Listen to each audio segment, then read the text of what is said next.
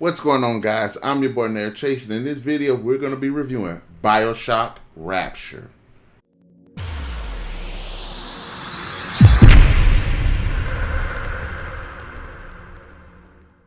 Now, the story is a 2011 science fiction horror novel written by John Shirley, and it follows Andrew Ryan's creation of the underwater city of Rapture, an ambitious utopia that descends into chaos as greed, science, and power spiral violently out of control.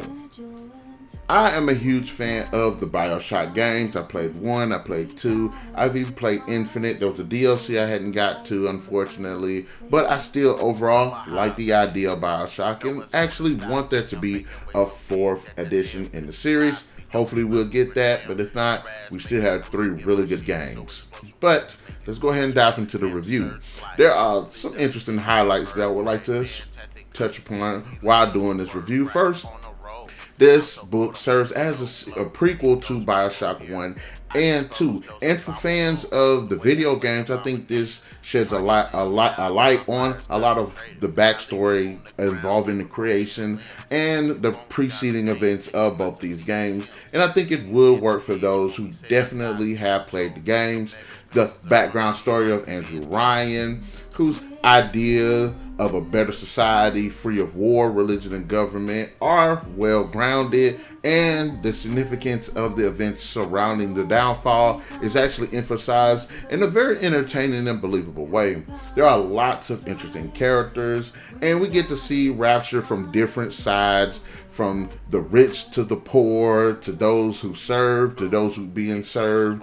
It's interesting seeing this utopic idea from so many different lenses, while each one seems to bring a bit of richness to it. The character development is given to a lot of the fan favorites from the video games, including McDonough. It's weird now, I want to say McDonough, but it's McDonough, Sullivan, Sue Child, Tinabon, and Frank Fontaine, as well as Atlas from the video games. So you get to see those characters fleshed out a bit more and how they got to where they got in the games.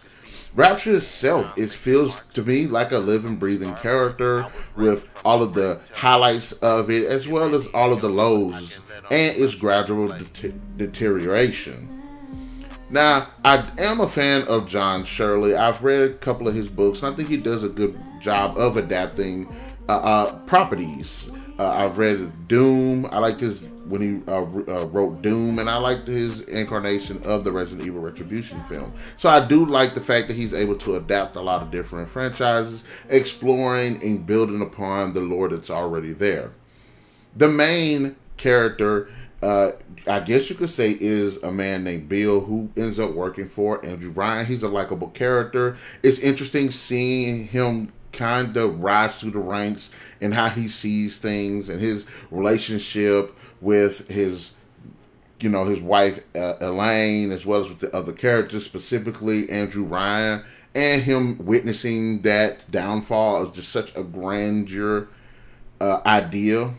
And he's actually a really good character. Unfortunately, he's not in the game, so I would have liked to have seen more from him in the games. But he's a great character, and they did a solid job of portraying that in this world. The narrative, I say, is good. There's a lot of interesting twists and turns. There's a lot of political intrigue. There's a lot of horror elements. There's a lot of science fiction elements that this story does dive into.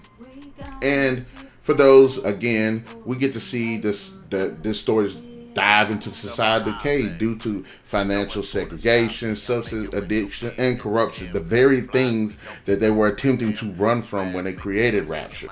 But I will say lastly that this does a great job of exploring some of the more prominent elements of the BioShock series, such as the plasmids, Adam, Eve, the invention of the little sisters, their purpose, as well as the big daddies. Great job establishing all of that. But that's not to say that this book doesn't have its share of its flaws.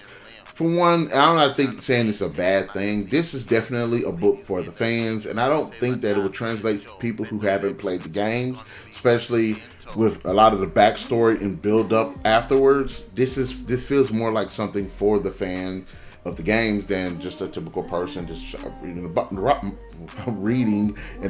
book. But it's not to say that they wouldn't be drawn into this, and I can understand this too. There are some moments that feel a bit slow paced, and a lot of it has to do with the build up and a lot of the backstory, because this does initially start before it's actually constructed, but it does follow the process as it is constructed. So there's a lot of, especially people that are fans, that want to see the Big Daddies, how they're developed, want to see about the plasmids, how they're developed, those interesting things, want to learn about certain characters. You know, there's a lot that gets a build up that has to get into that first before we even get to that. So honestly, though, I think it's a solid video game adaptation, and I'm a sucker for video game adaptation books, the tie-ins that bridge the gap between the games and build up on the lore. I'm a huge Halo fan. I've read so many of the books, the Resident Evil. I'm getting into the Gears of War, so I really appreciated this read. I think John Shirley did a great job with this as well, fleshing out original characters and fleshing out some of the characters from the franchise. But having said that, I really like BioShock Rapture, and I think it's a solid read. BioShock Rapture definitely deserves 3 out of 5. It's a solid read, and I recommend it for fans of the series.